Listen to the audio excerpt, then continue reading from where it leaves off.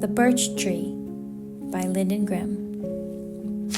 The birch tree was the most beautiful tree in the forest.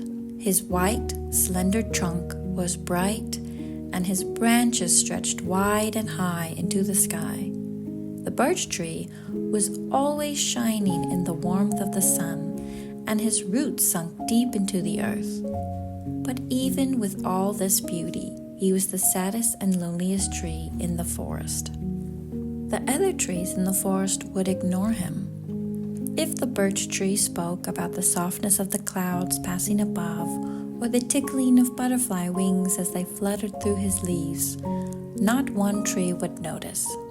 They would turn their branches away and never speak a word to him. This saddened the birch tree greatly. He felt that these trees were his brothers and sisters.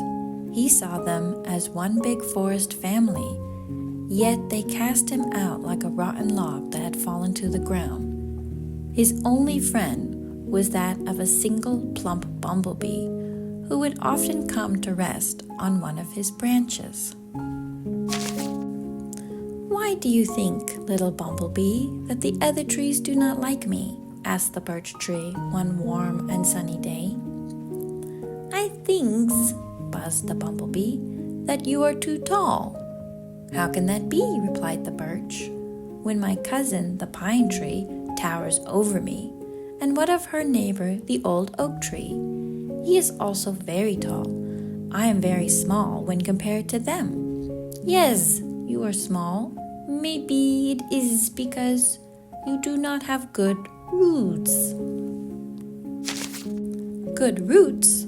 Why, I have wonderful roots. My roots reach deep down and they are strong. They could withstand any storm," declared the birch. "Yes, you have good roots. Maybe it is your branches are too noisy." And with that, the little bumblebee buzzed off in search of flowers. The birch tree thought about what the little bumblebee had said.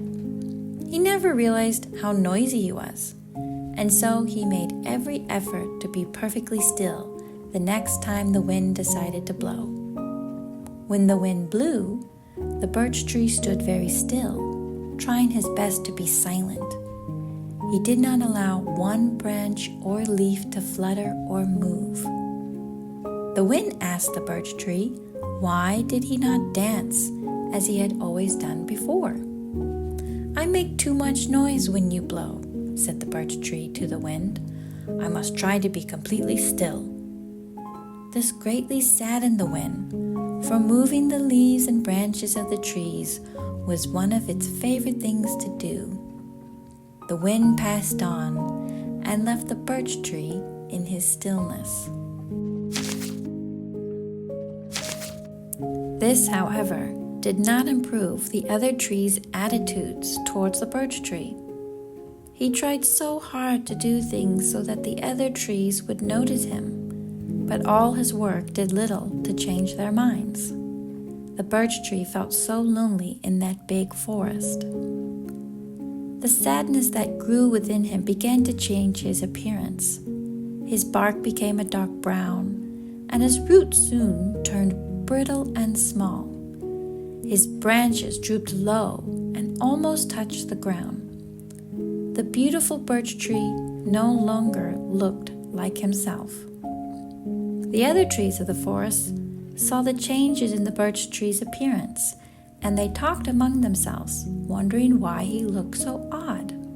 "What has gotten into the birch?" asked the old oak.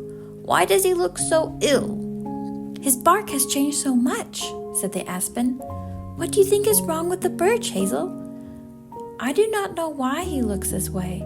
Let us ask his friend, the bumblebee," said the hazel tree. And they waited for the little bumblebee to fly their way so they could ask him what was wrong with the birch tree. It wasn't long before the bee came buzzing by. "Why do you think, little one, the birch tree looks so ill?" asked the old oak. "The birch tree is very sad," said the bumblebee. "All he wants is to be your friend, but you trees do not like him. And then the bumblebee flew away. The other trees were very quiet when they heard this. They now understood why the birch tree looked so sad. They knew that they had caused his sadness and felt shame that they had been so mean to him, as they were jealous of his beauty.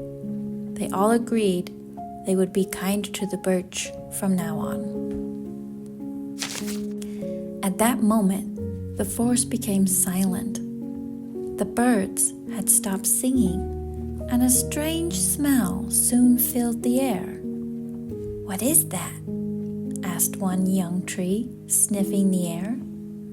The old oak, however, with many rings in his trunk, knew exactly what the smell meant. With a grave sigh, the old oak said, "That is the smell of smoke." What will happen to the birch tree and his forest friends? You can find The Birch Tree on Amazon, along with other titles written by Linden.